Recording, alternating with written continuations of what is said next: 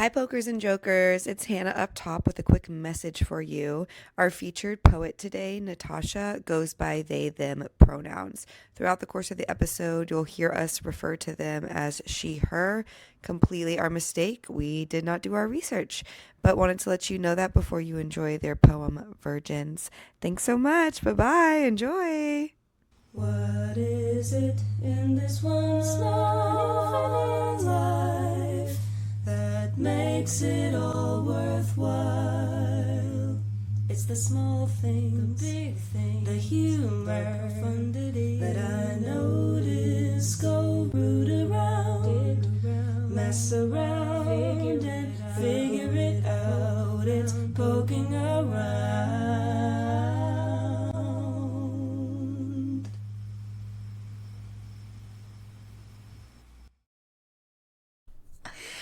Hi, pokers and jokers. Welcome to Poking Around the podcast, where we joke around about poems. And we poem around about jokes. I'm Zoe. And I'm Hannah. And we are both professional poets and amateur comedians who are now embarking into our second season of a sexier and more polished version of our podcast. Yeah. For you. Yeah, we're back in our studio. Our last episode was our last episode in P&T Knitwear. So get ready for some sexy videos of us. Wait.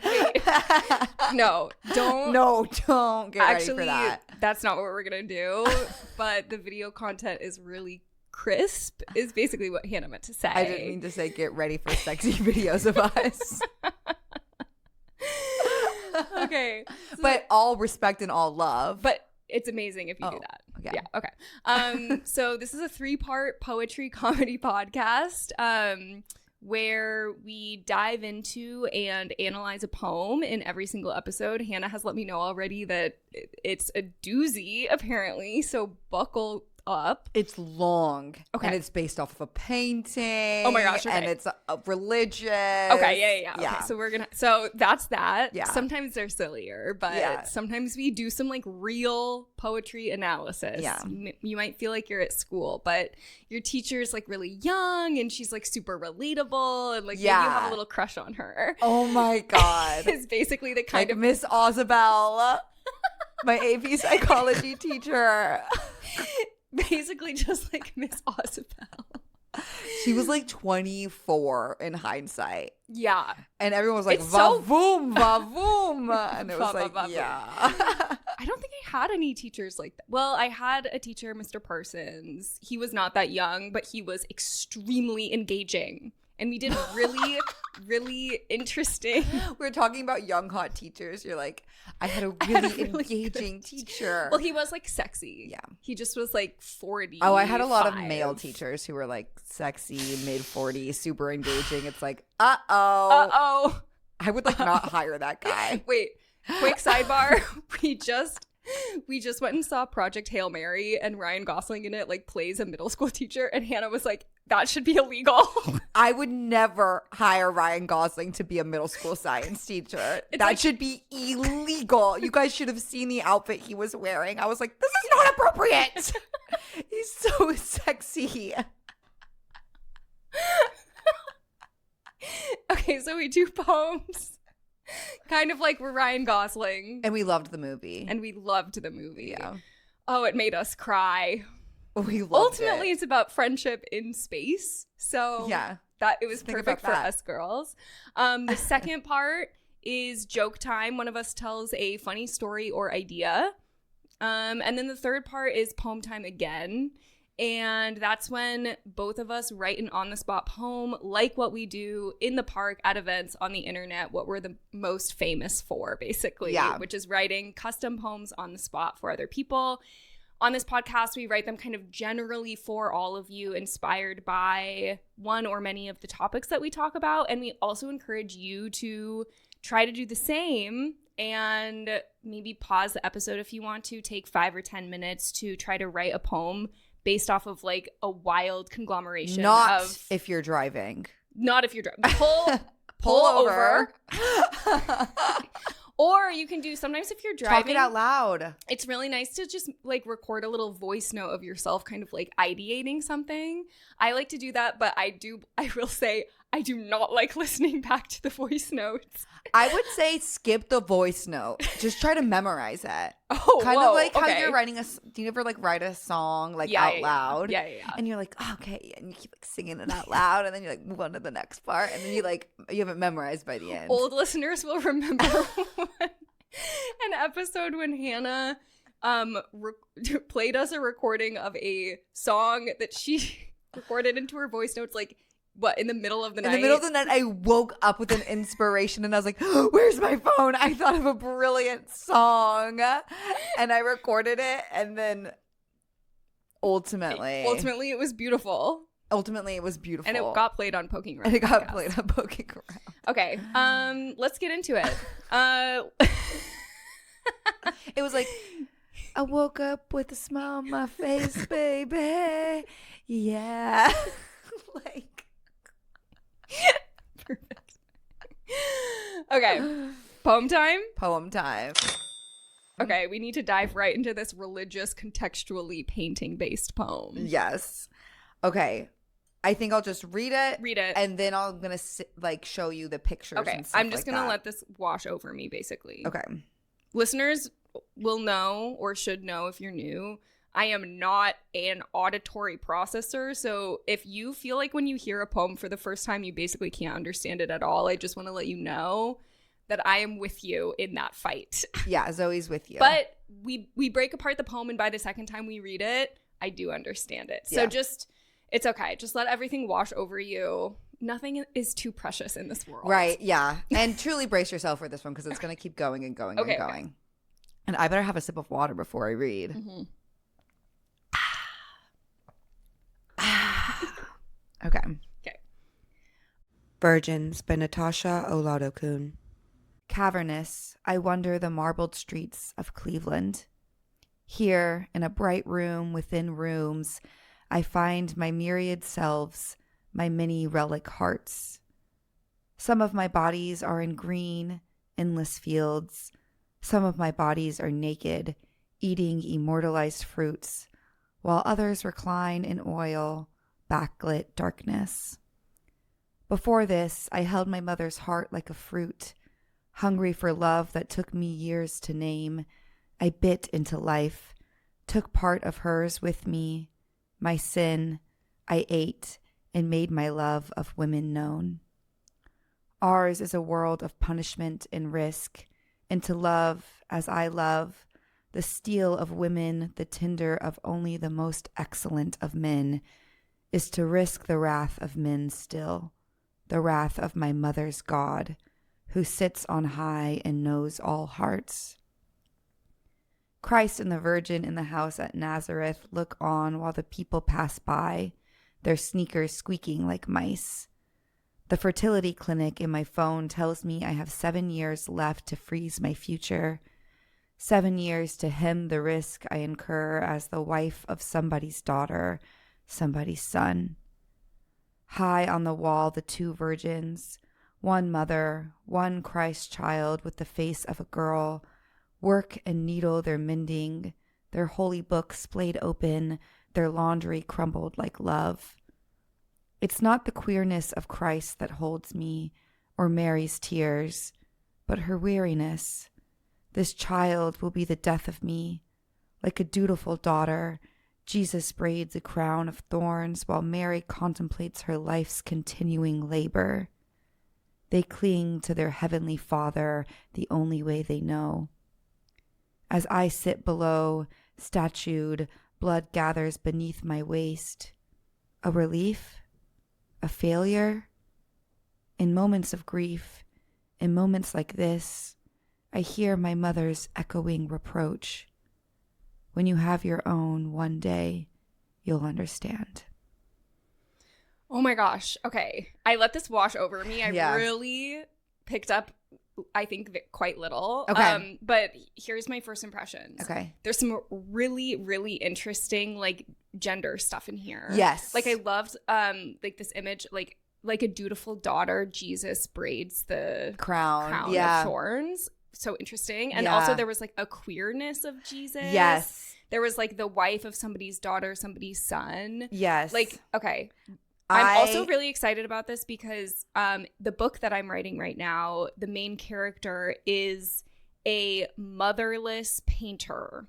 So the themes in this poem, I actually feel like really click into this world that I have been immersing and kind of like making up. And I love how this poem starts, and it's like it's really capturing this feeling of like being in a museum, and like she's like, oh, my many bodies, like this one's like reclined in oil, like this one's doing this, like I'm out in a wide field, like doing whatever. Like it does feel like you're in a museum and you're transported into all these different worlds. Yes. And I have been spending a lot of time like this recently because I'm like writing about the art world and like being in museums and like being in a museum with a child and how that changes your experience of it. And I was recently at the Met, and I was thinking like, oh, okay, if my two characters, like she's a nanny, she's 19, she's nannying this 6-year-old girl, they're going to like play a game together in the museum. Like, what is it? And they're playing a game called You and Me, where they go around and they like look for paintings that like resemble them. And they start in the room of like Renaissance or like kind of like medieval, I don't know, old stuff. And I was in one of the old stuff rooms, and I was like, every single picture in here is of Madonna and child. Like it's like it's like, oh, like that's like us, because it's like it looks kind of like two girly pies, you know? Yeah. And so I just feel like a lot of what I've been thinking and writing about is actually like in close conversation. It feels like with this poem. Well, I just sent you, if you check your phone, I sent you a link to the poem and also a screenshot of the painting in which it's inspired by. So it's inspired by Cleveland Museum of Art after Francisco de Zurbarán's Christ and the Virgin in the House of Nazareth. So maybe when we post this episode, we'll go ahead and like add the extra slide of the painting. Yes, so you guys can have a visual. If you're driving, do not Google this painting. Yeah, you can. Our Instagram is pokingaroundpod. So that's where we like announce our episodes, and we post stuff like this painting. Yeah. But I'll go ahead and describe the painting to you guys. I think it's an oil painting, and it's of it's of one woman, certainly, I think, and she's in this sort of like pink gown, and she's sitting on the floor. They're in this like dark room that has like one desk that's kind of cluttered. She's looking tired. She's tired as hell. She's like mending, I think, some fabric. She's worn out. There's 2 doves in the bottom right corner. There's a bouquet of flowers. And then there's actually what I think is Jesus. Yeah. But looks like gender looking very queer. Effeminate. Yeah. Yeah. In a blue gown, braiding a crown of thorns. Which is interesting because we usually I think it's Mary and Jesus. It's Mary and Jesus, but it's interesting because we usually see Mary in blue. Yeah. Like that's her color. Yeah. So I am not an art historian or a religious person at all. That's basically as far as my knowledge we usually goes. See Jesus as white. So, you know. No, Mary in a blue dress. No, I know. But I'm saying Jesus like in a white. Like things that are depicted totally. Of like Christ and stuff are like totally often it's like not right. Like she could have been wearing pink. Like they did all sorts of wrong things with the color. Yeah. Dressing, skin, etc. Yeah. But Jesus is in blue and is white and and Mary is in pink and is also white. And she looks really tired. Yeah.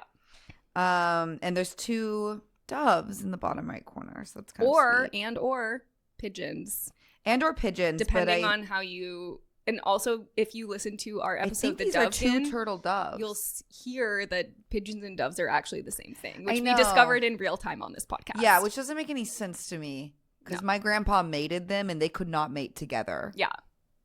You can go listen to that episode if you want to hear more about that. Okay, so let's dive into this poem a bit. Okay. So immediately we start in the museum. I love that you are just like scouring only poems. Oh yeah, that's where I basically get all my poems awesome. From. Because the poems for those of awesome. you who don't know, Only Poems is a literary magazine. I think only online. I don't know if they have a physical form.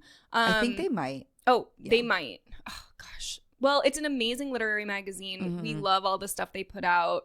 The couple who runs it is lovely. It's a playoff OnlyFans. Yeah. So it's sort of like they have like more sort of contemporary, interesting, weird poems. They're like hipping with by, it with the people. Yeah. So cavernous, I wander the marbled streets of Cleveland.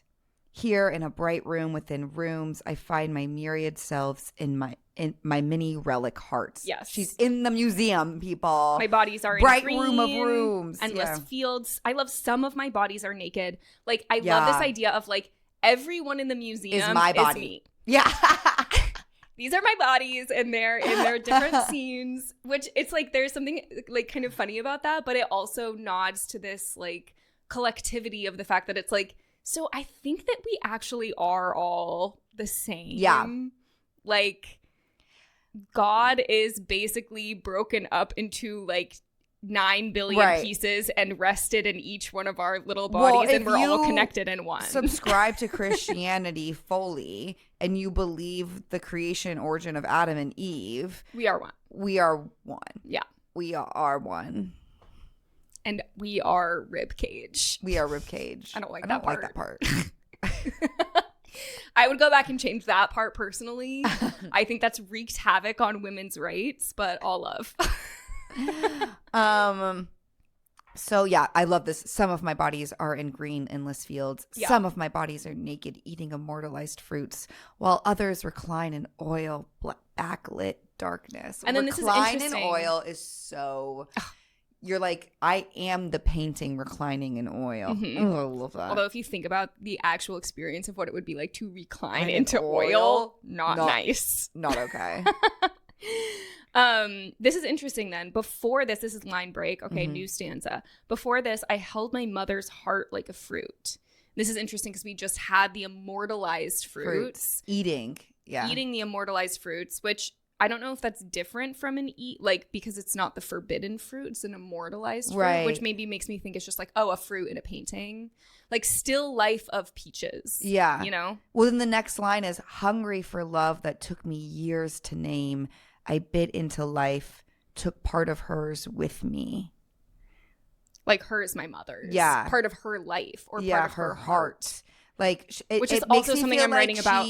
You know, when people say when mothers are like having a child is like having your heart walk around outside your body. Yeah. Like I always think about that, and I always write about it for mothers and daughters on the street. Yeah. I'm writing about it in my sons, book. I guess. Sons, I guess. Sorry. It's not but fair. mostly it's mothers and daughters coming up to us for poems. But I get this image of like, I held my mother's heart like a fruit, hungry for a love that took me years to name.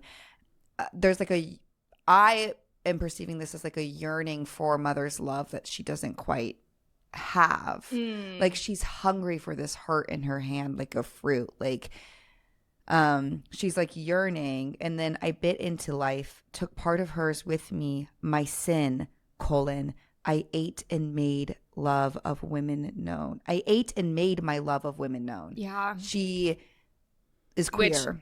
I was going to say gay. Yeah. Amazing. She says, ours is a world of punishment and risk.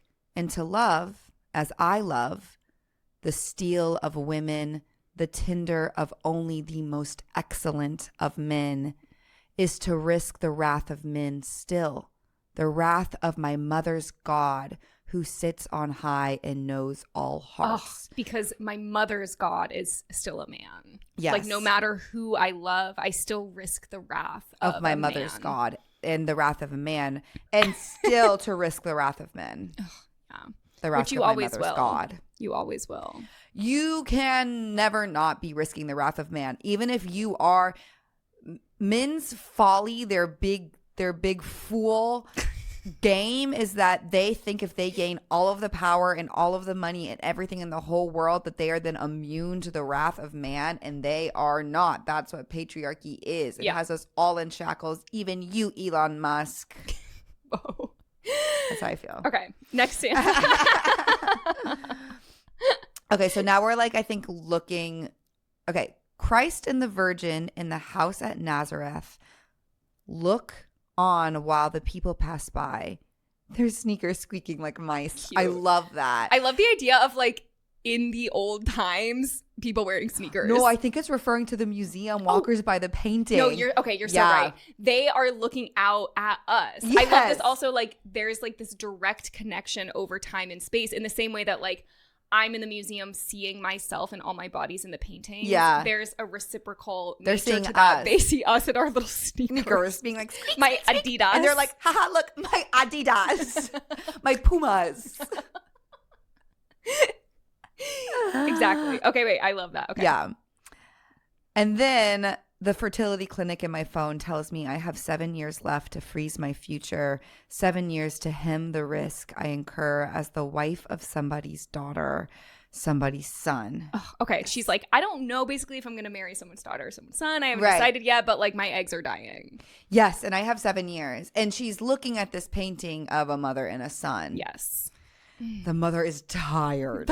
She's like, should I freeze my eggs? Yeah. She's looking at Mother Mary. She's like, It she's seems not really a lot like of selling the work. experience to me. And that girl did not even have to freeze her eggs. No. She did not even have to fuck. Apparently. I don't think that's right, though. Come on. Come on. I think she fucked. Okay. Okay. Um. High on the wall, the two virgins, one mother, one Christ child with the face of a girl, right? Which we said. Yes. That's referring to the painting He's again. looking very non-binary. Yes. In a way that I love. And I loved referring to it as two virgins. Yes. High on the wall, the She's two really virgins. The title of this poem is Virgin. One mother, Virgin. one Christ child with the face of a girl. Work and needle their mending. Their holy books splayed open, their laundry crumbled like love. Yeah. Okay. So she's describing. Take a look at this painting. You're going to get what she's talking about. It's kind of like, here. so yeah, that's the perfect way to describe the painting. Two virgins. And then I love two virgins.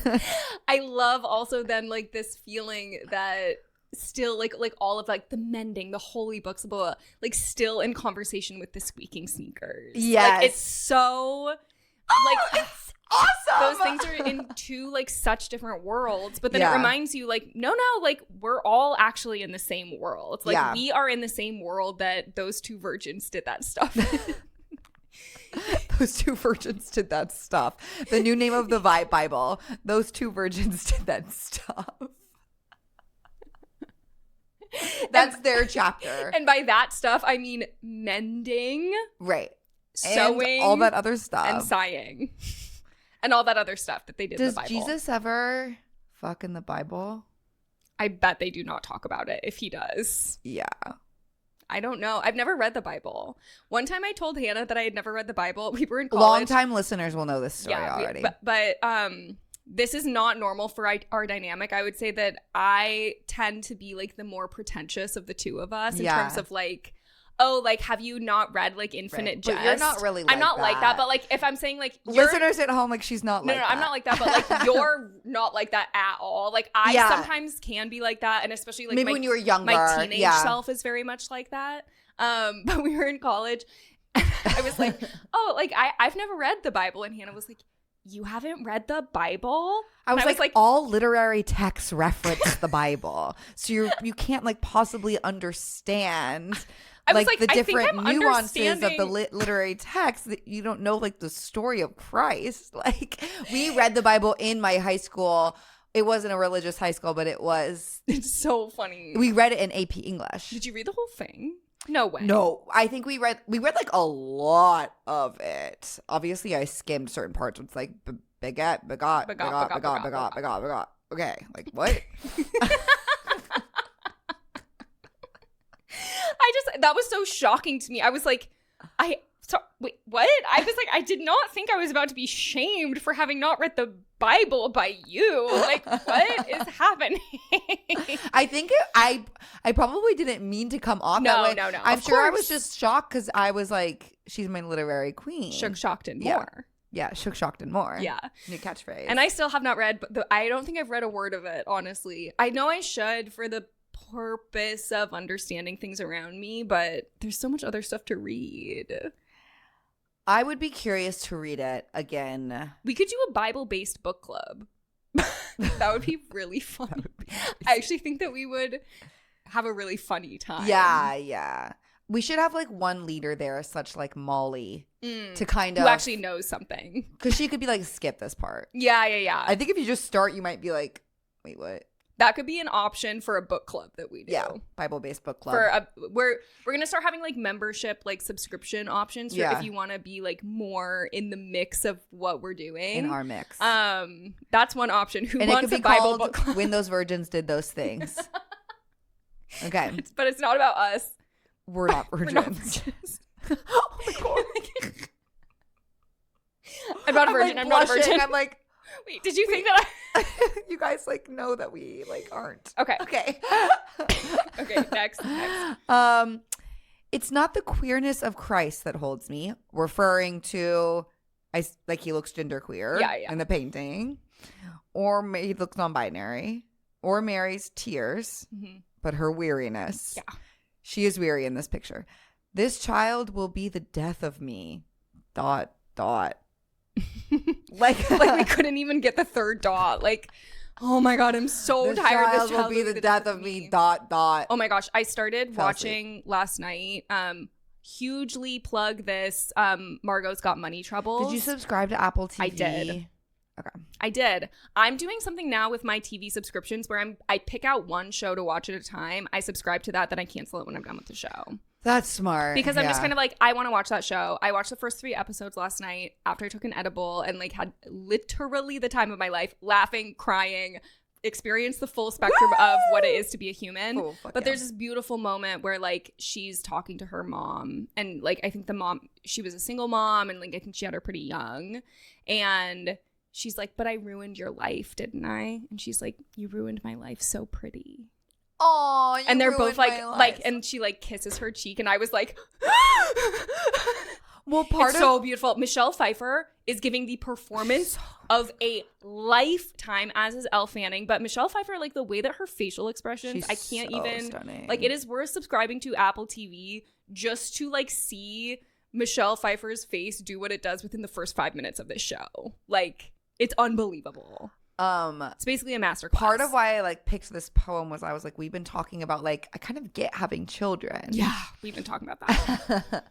I'm like, you turn 30, suddenly you're like, I think I might be getting it. And listeners from last episode will know that the gynecologist told me that I have plenty of eggs and I should not allow anyone to call me geriatric. Good. Okay, so relevant. Okay.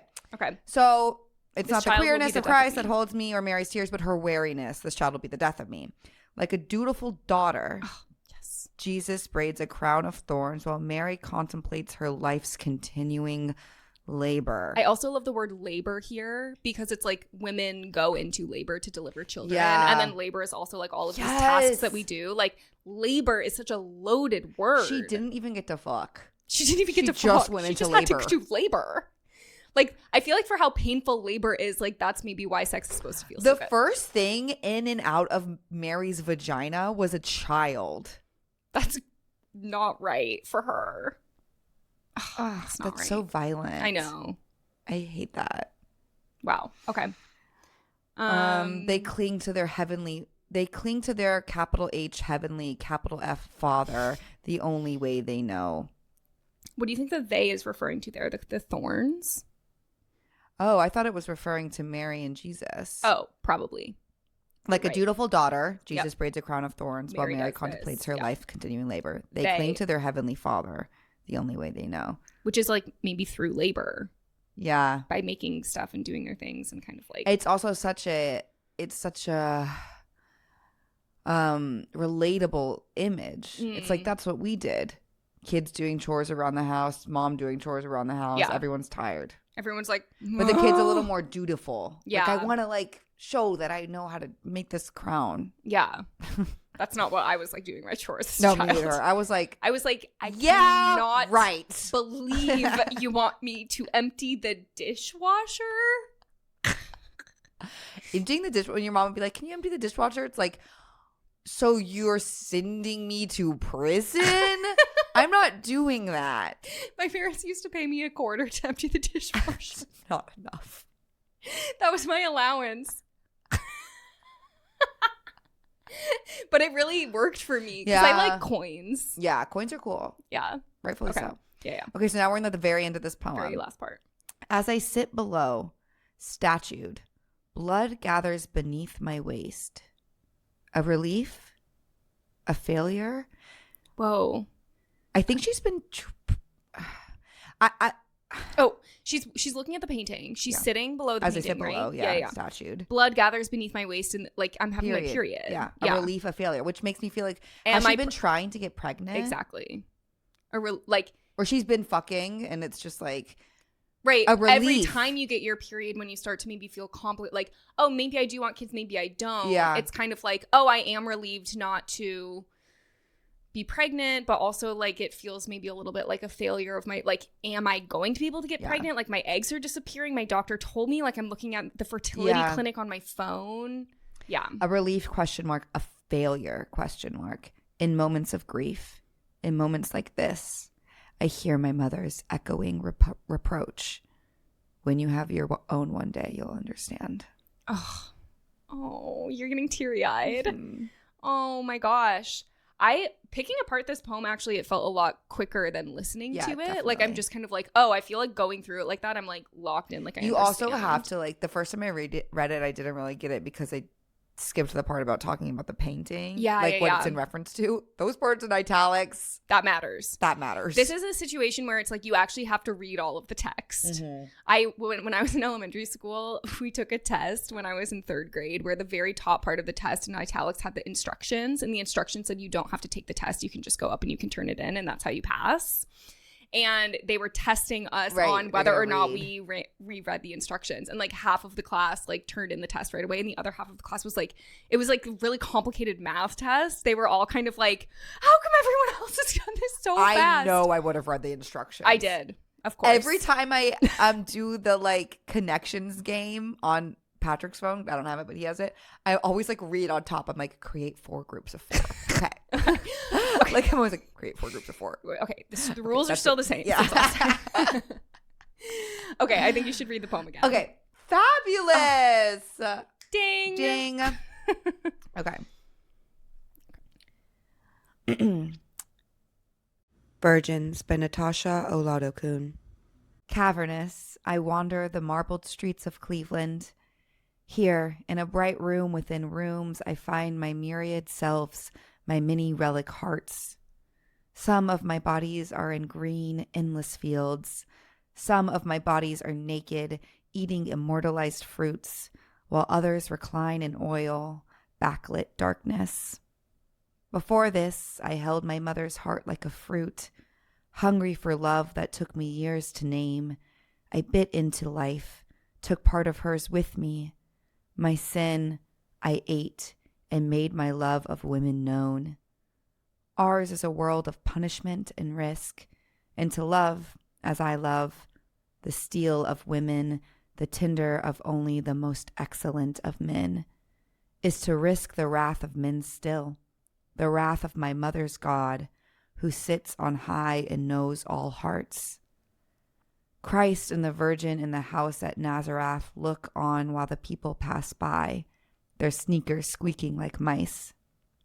The fertility clinic in my phone tells me I have 7 years left to freeze my future, 7 years to hem the risk I incur as the wife of somebody's daughter, somebody's son.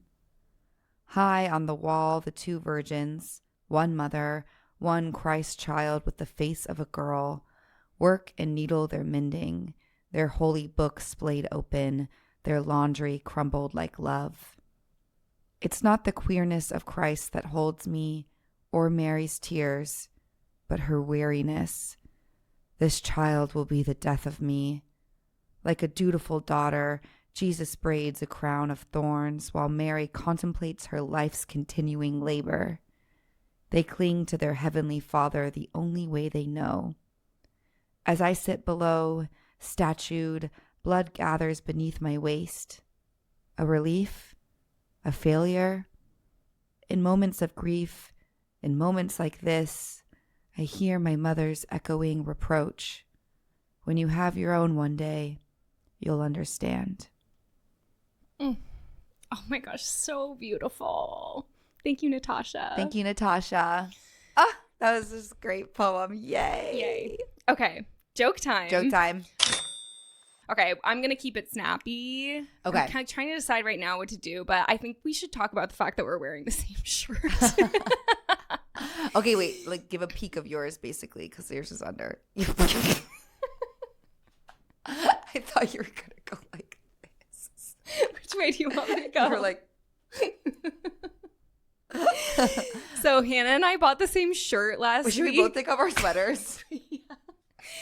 This is when you really want to tap into the visual part of this of the podcasting medium, because me and Hannah are actively undressing for you. Remember when you said they get sexy video? This is the sexy video portion. Woo! This is the sexy video portion of Poking Around. Okay. So we didn't mean to do this. I'm literally like... This is complete coincidence, but I had a feeling when I put on this shirt this morning, because we bought these shirts on Friday. At the Gap. At the Gap. After we saw Project Hail Mary. Yes. We passed by the Gap. We said, I think we should go inside. We had an amazing time. And we used my Gap credit card that I got basically with a gun to my head the last time I bought something not from a thrift store. And it got us all sorts of amazing discounts. But so we bought these shirts. And Gap always has stuff on sale. They're basically giving everything away. They're always like, it's buy one, get one 50% off. Yeah. And then if you buy 4, they're all free. And basically. also, now I have like Gap cash. Yeah. And so I'm just going to like hoard that. Yeah. But I put this on because, okay, so today's Monday. We bought these shirts on Friday. Hannah I saw her wear it on Saturday. Yes. She wore it to BookCon. We went to BookCon. We wrote poems at the ball. And I almost wore it on Saturday. But I was like, I just feel like Hannah's going to wear it. Because we just got it. We're both really excited to have a new shirt. And I was like, when I put it on Saturday, I was like, Zoe could wear it. And that will be okay. And that will be okay. Yeah. I was like, I'm happy if we're, and that's how I felt this morning putting it on. I was like, We love it. we love our shirt. Wait, should we describe it to the people listening? Okay, it's kind of like a high collared gingham, like Brown and white, brown but a dark and white brown. with a ruffle. A like very thin ruffle trim around the neck and the arms. And it's a thick tank top. It's a thick fabric such that you do not have to worry at all about a bra. No. Which usually I don't worry about anyway, but I feel very held. Yes, and it's a great shirt. And I thought this morning when I put it on, I was like, okay, Hannah might wear it, but she probably won't, I'm thinking, because she wore it on Saturday to BookCon, and so maybe it's my turn to wear the shirt. And I almost checked with you, but then I was like, it would be funny if we both wore it. And of course we did both wear it. And we both layered sweaters on top in different yes. styles. Well, it's kind of chilly today. And you're wearing jeans, right? Yeah. I'm light wearing wash jeans as jeans. well. Light wash jeans. Yeah. And that's what happens when you're best friends. I almost basically. wore those shoes. Oh my God. But then I didn't. I wore brown loafers and Zoe wore Birkenstock slides. Yeah. Okay. They're still in the same. Oh my God, look at us. They're really in the same category. I just want to say the mouse is on my chest and I keep thinking it's a necklace. I'm like, I thought it was a necklace wearing too. A necklace. Yeah. So that's I'm like, a necklace would be cute. The funny idea is just that we ended up wearing the same shirt, which is kind of what happens if you're like bestie level. But I also just want to say real quick to the Gap, direct to camera, your sizing is not right. Okay. I am wearing an extra small, but that's not what I am. I am a small. Yeah. But there are people in this world who are actually extra small. They're just very small. You know what I think? And justice for them. Skinny girls everywhere need more justice. Here's what I think though. I think with the it's Gap, like the most vanity sizing ass thing I've ever seen. Well, I don't think that they necessarily are making the shirts to fit how we want them to fit. Like, I always size way down in the Gap for my shirts because I want them skin tight.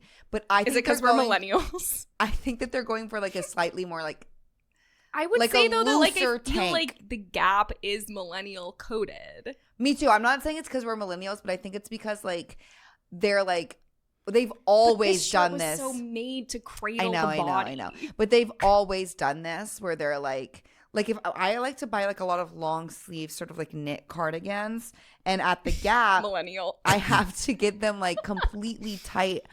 I have to get an extra small or an extra small so they'll be tight on my arms. Otherwise, the fabric's always gathering in the elbows and here and stuff. Yeah.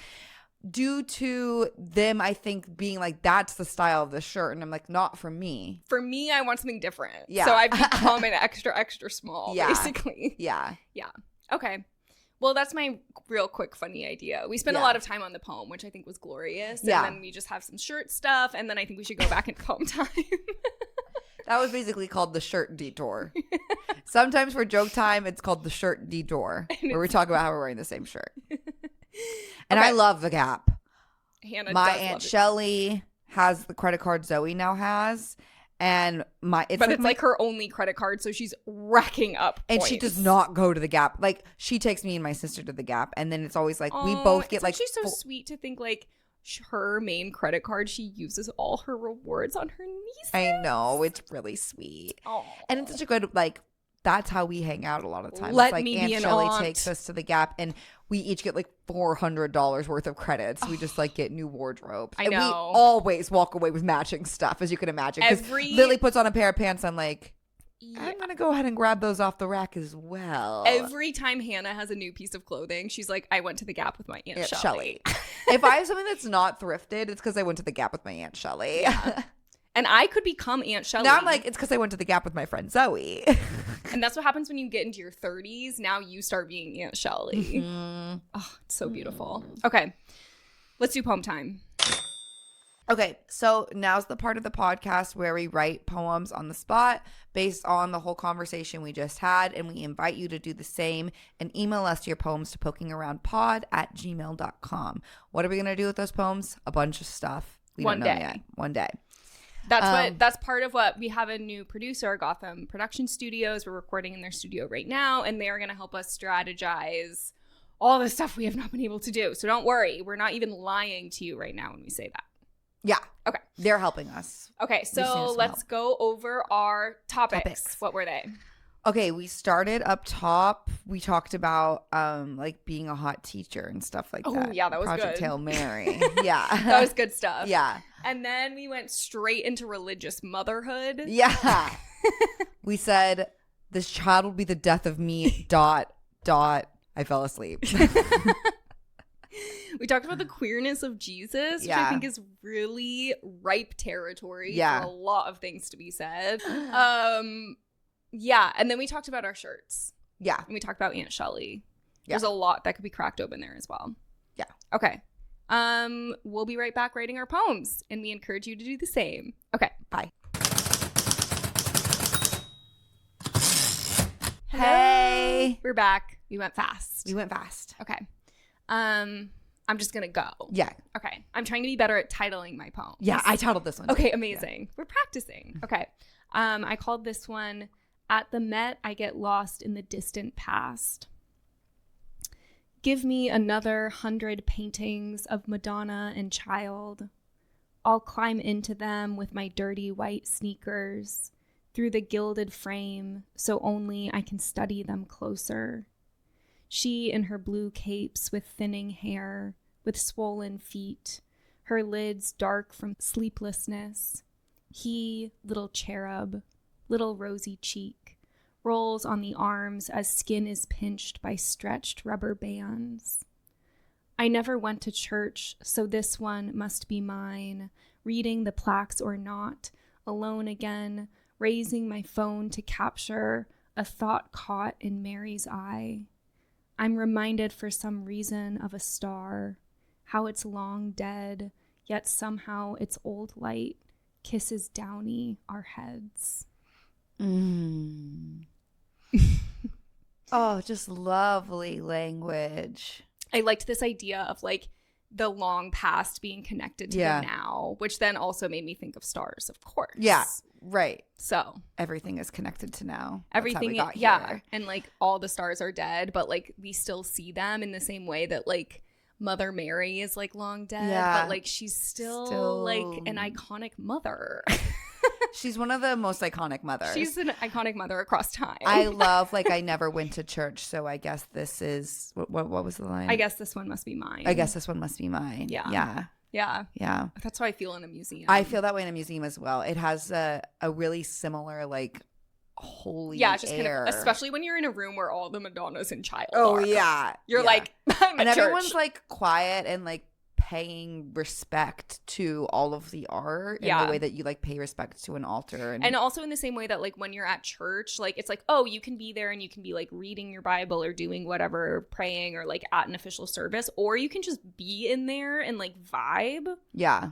Be totally vibe-based in the space. Just be like, oh, this feels like a holy space to me. And that's how a museum feels. Like, sometimes I go to a museum and I'm like, I'm going to read everything and I'm going to learn. Yeah. And sometimes I'm like, I'm just kind of like here in my temple. Yeah. Yeah. Like letting it wash over me. Yeah. Oh my God. I have to, like, really try to do that. It's hard. I'm like, I have to read everything. The book that I just read, Get the Picture, which you should read, which everyone should read. I'm going to keep plugging it because I thought it was so good. She's going to loan it to me. Yeah, I'm going to loan it to Okay. you. So many things are underlined in it. Okay, fine. But she advocates for that kind of Yeah. artistic, like that is kind of like the thesis statement that she ultimately ends up getting to, which is really interesting. Yeah. Okay. Should I just read it Yeah, again? I think read it Okay. again. At the Met, I get lost in the distant past. Give me another 100 paintings of Madonna and Child. I'll climb into them with my dirty white sneakers through the gilded frame, so only I can study them closer. She in her blue capes, with thinning hair, with swollen feet, her lids dark from sleeplessness.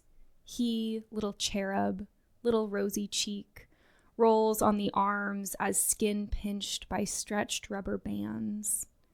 I never went to church, so this one must be mine. Reading the plaques or not, alone again, raising my phone to capture a thought caught in Mary's eye. I'm reminded for some reason of a star, how it's long dead, yet somehow its old light kisses downy our heads. I also just love, like, going into a painting. That's how I feel when I love a painting. I'm like, give me a mirror. there. Get Put me me in, coach. Get me reclined in that oil. Get me reclined. From the 1200s. So wild. Oh, so cool. Okay. Okay, I better go. Let's hear it. Okay, mine's called A Third Grade Girl's Prayers. Oh my God. Voice to text. Okay.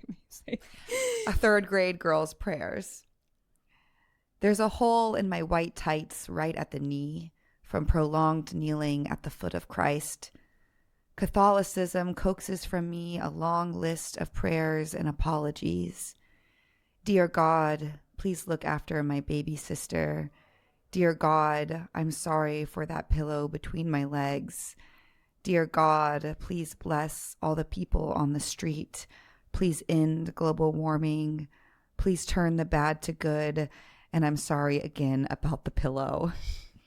We leave with holy water pressed to our forehead center, and Mom sends us to play on the swings in the back as she speaks with Miss Petunia about Sunday school enrollment.